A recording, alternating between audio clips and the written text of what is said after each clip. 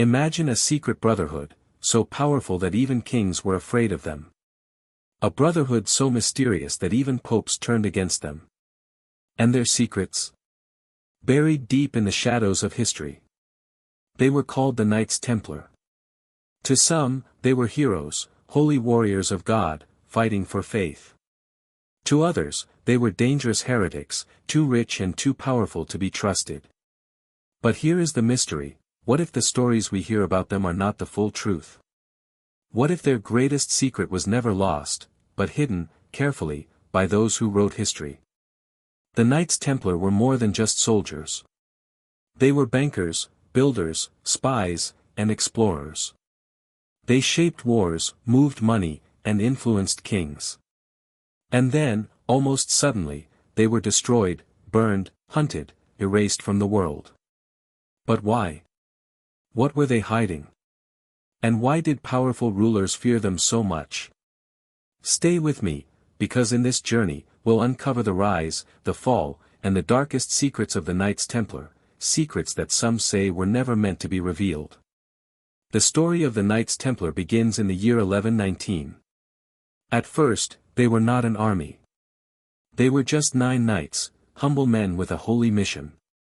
Their task was dangerous but clear: to protect Christian pilgrims traveling to the Holy Land.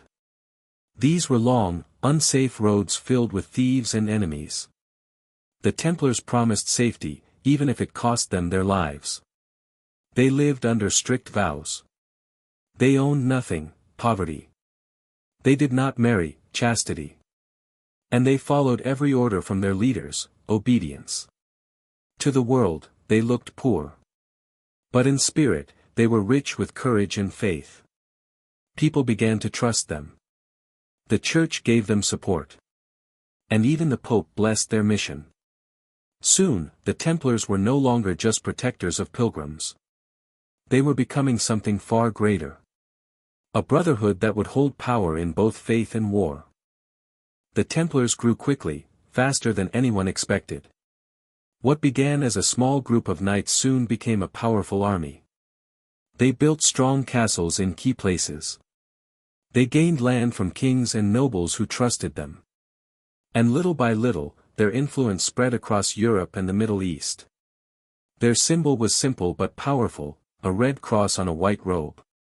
It became a mark of fear and respect. For Christians, it was a sign of faith and safety. For their enemies, it was a warning: the Templars are here. Young men from rich families wanted to join them. Ordinary people admired them. Kings gave them gifts of land, gold, and power. On the battlefield, they were feared. The Templars fought with discipline and bravery.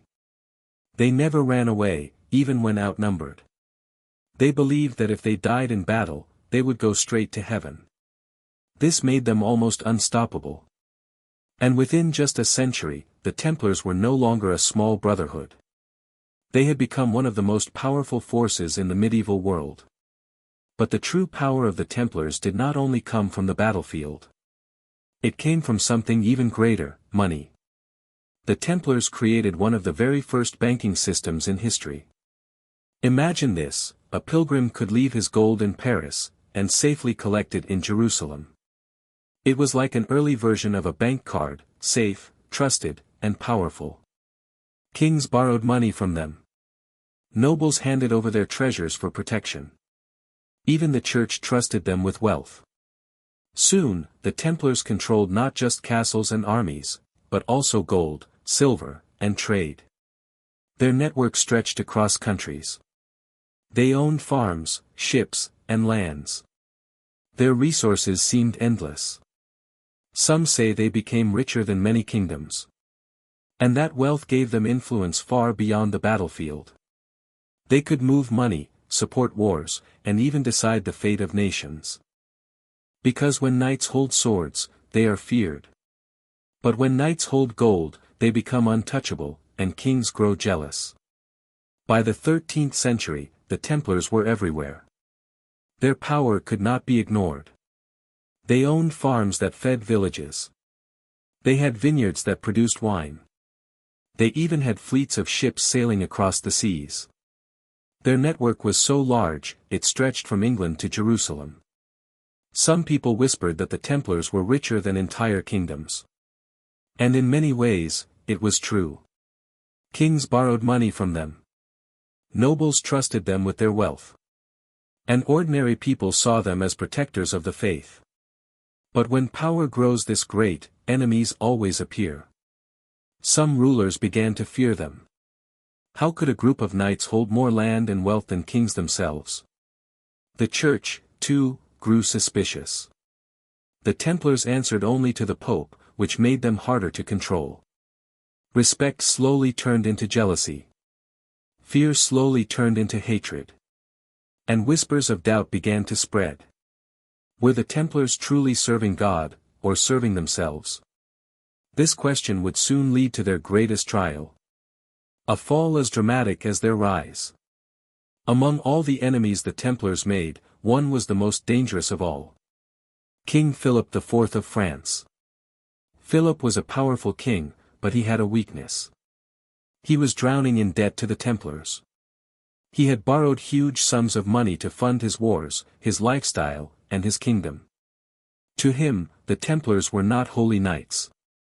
They were not protectors of the faith. They were bankers holding his chains. And Philip hated being in debt. He began to see the Templars not as allies, but as a threat. Their power was too great, their wealth too vast, and their independence too dangerous. So Philip made a decision. If he could not pay them back, he would destroy them.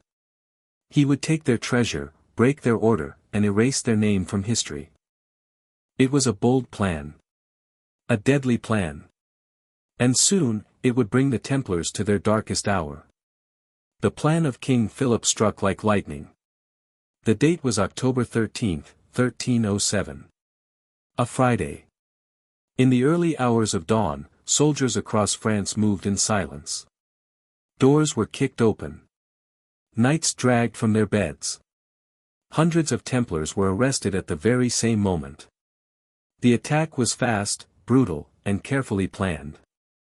Within hours, the once powerful brotherhood was in chains. That day became a curse in history. For many, it marked the end of the Templars' glory. And for centuries after, people would whisper of its dark memory. Some even say this is where the legend of Friday the 13th began. A day of fear, bad luck, and shadows. But for the Templars, it was far worse than a legend. It was the beginning of torture, trials, and lies. All designed to crush them, and to take away everything they had built. Friday the 13th was not just a date. It was the day a great order was betrayed. The charges against the Templars were shocking. Unbelievable. They were accused of heresy, turning against the very faith they swore to protect. Of blasphemy, mocking God and holy symbols. And of secret, forbidden rituals in the dead of night. Whispers spread of strange ceremonies. Spitting on the cross, denying Christ, even worshipping a mysterious figure called Baphomet. The more the stories spread, the darker they became. Some said the Templars practiced black magic. Others claimed they bowed before demons. But were any of these stories true? Or were they carefully planted lies?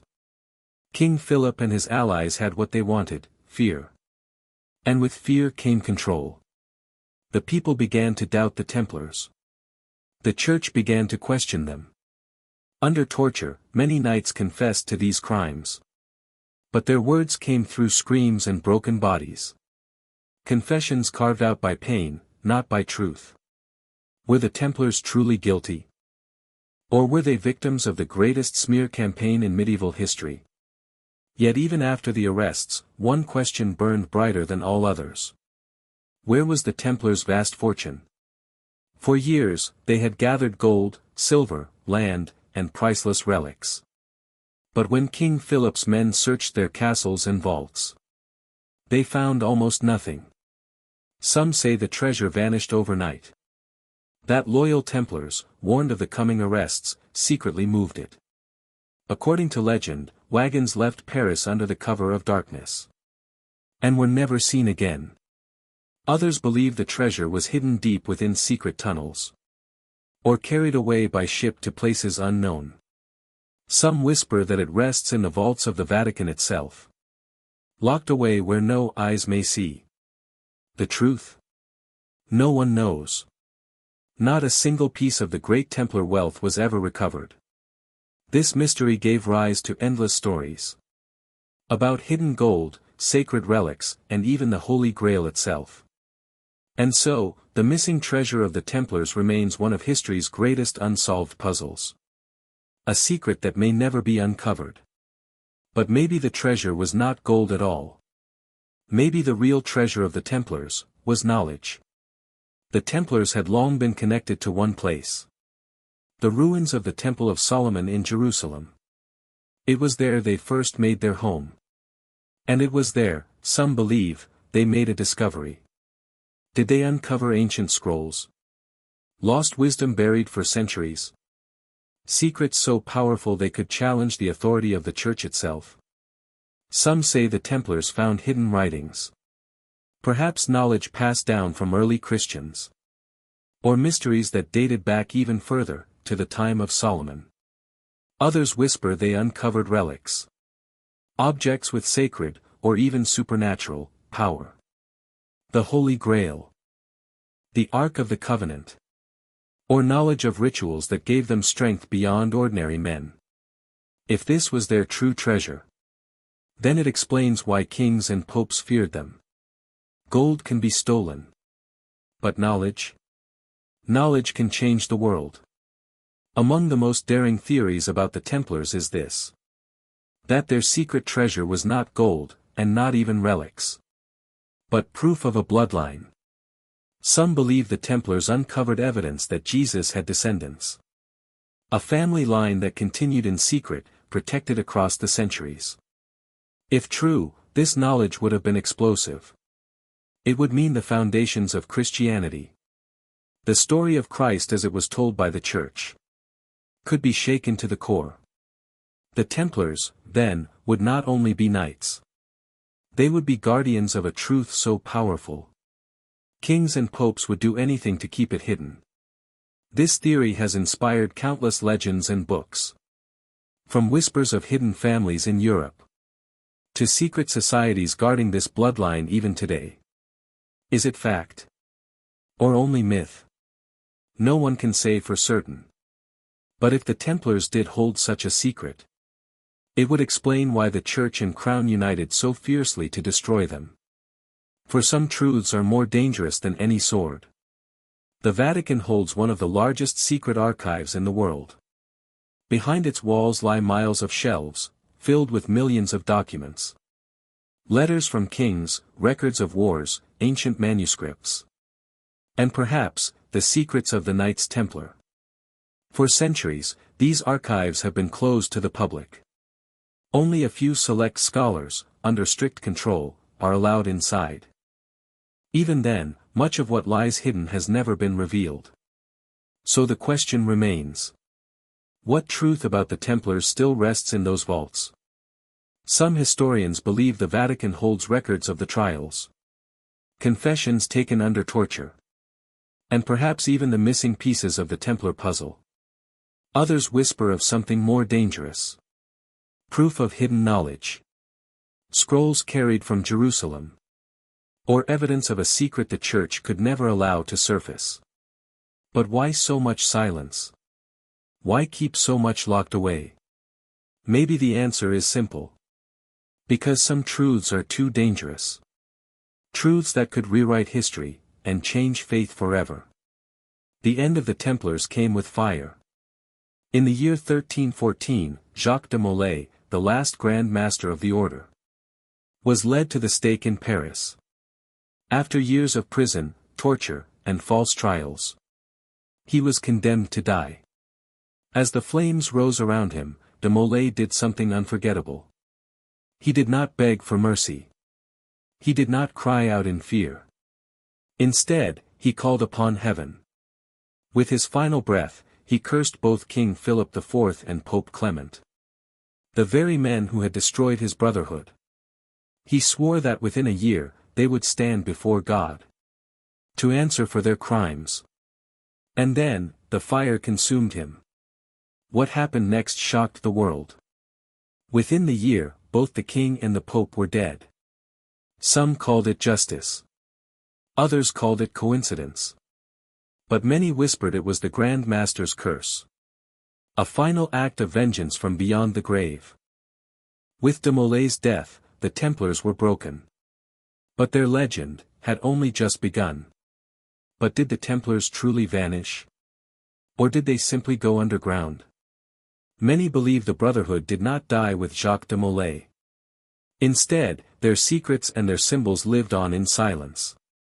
Some say the surviving Templars scattered across Europe, blending into other orders, hidden from the eyes of kings and popes. Their rituals, their signs, their brotherhood, carried forward in secret. Others point to the rise of the Freemasons centuries later. The Masons used symbols strikingly similar to the Templars. Crosses, compasses, and sacred geometry. Could this be coincidence? Or the hidden hand of the Templars at work? There are even whispers of other secret societies. Groups that guard ancient knowledge, protect lost relics, and still pull strings from the shadows today. The truth is, no one can say for sure. But one thing is certain. An order so powerful, so feared, and so mysterious was never going to be forgotten. Perhaps the Templars died in fire. Or perhaps, they are still among us. Watching, waiting, and guarding their greatest secret. So now we reach the final question. What was the Templars' darkest secret? Was it a hidden treasure of gold and silver, smuggled away under the cover of night? Was it a lost archive of forbidden knowledge, uncovered in the ruins of Solomon's temple? Or was it something far more dangerous? A truth so powerful, so shocking, that it had to be erased from history itself? One thing is certain. The shadow of the Knights Templar has never faded. Their story refuses to die. And their mystery still haunts us to this day. Were they truly guilty of heresy? Or were they victims, destroyed by jealous kings and a fearful church? Were they hiding dark secrets, or protecting truths that the world was not ready to hear? The answers remain buried in history, locked away in silence. But the questions still echo through time. So I ask you, what do you believe? Were the Templars heretics? Or guardians of a secret too dangerous to survive? Tell me your thoughts in the comments below. And if you enjoyed this journey into hidden history, don't forget to like this video and subscribe for more mysteries from the past.